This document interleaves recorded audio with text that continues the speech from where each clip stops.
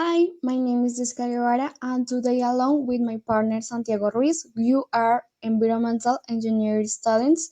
We are going to share with you a proposal for an ecological study, which is based on the use of an indicator, which will be a macroinvertebrate. In this case, that is Perlidae plecoptera, being Perlidae a group, a family of aquatic insects. The environmental problem to be treated is the use of pesticides, which has been quite excessive in several areas of the world due to intensive agricultural activity. This reality has caused impact with other key serious pollutants, thus affecting several matters such as water, air, and soil, but the one to be treated through the indicator species is the water since it is the environment where they live.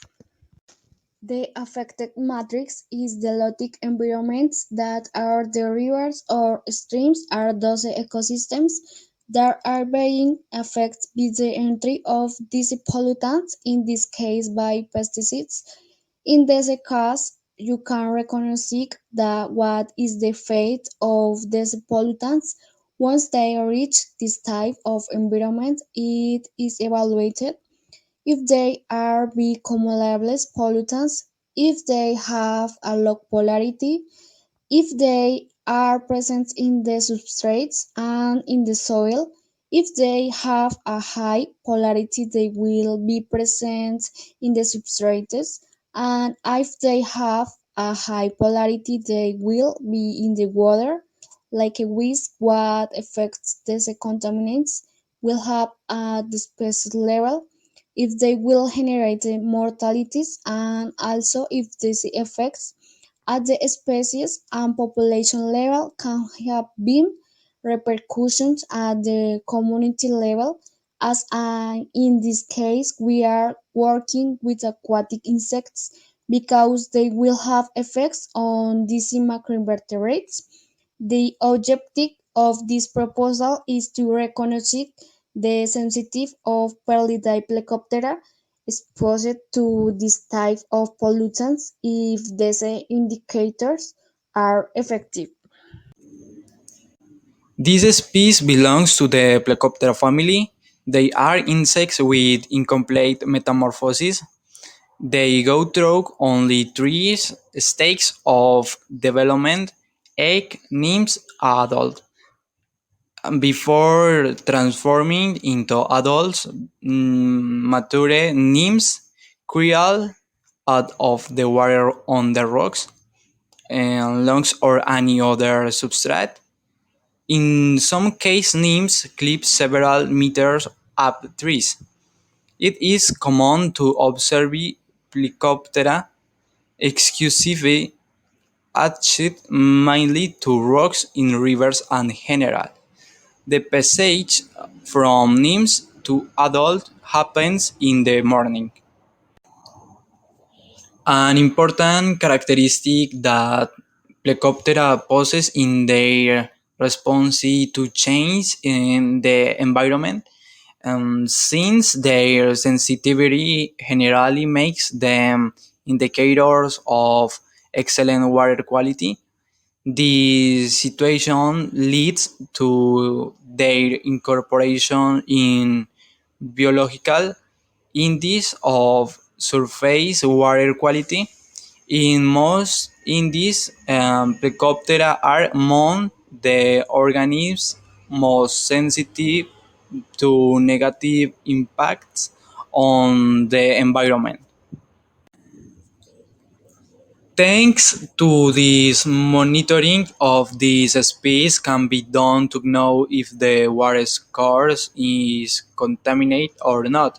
After determining if this is contaminated, samples can be taken to analyze the water quality and to know the type of contaminant that is present in the water.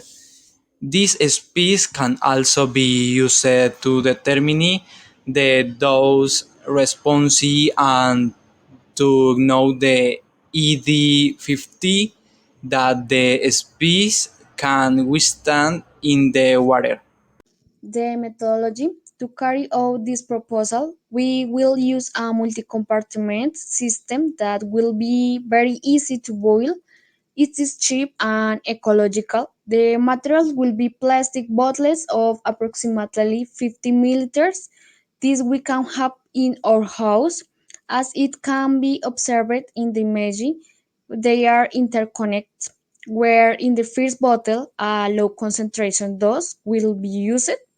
In this case, it will be 0.001 micrograms per liter of part per million, and it will end with a higher concentration of 100 parts per million. From this system, it could be evaluated about times. This means that if the macroinvertebrate perceives the contaminants as a type of stressor that alters it, for obvious reasons, it will want to move it away from that concentration to another lower concentration. Also, if the organism is attracted to that contamination, and finally, if there is a neutral response, this type of questions does not allow to evaluate with certainty whether this pollutant causes any effect on the macroinvertebrates. It is also possible to evaluate the risk of exposure both for the species and for the ecosystem in general, and another factor is the pollutants and ecological barriers. This ecological toxical study is accessible and any person of any institution or entity of interest can use it in an easy and practical way.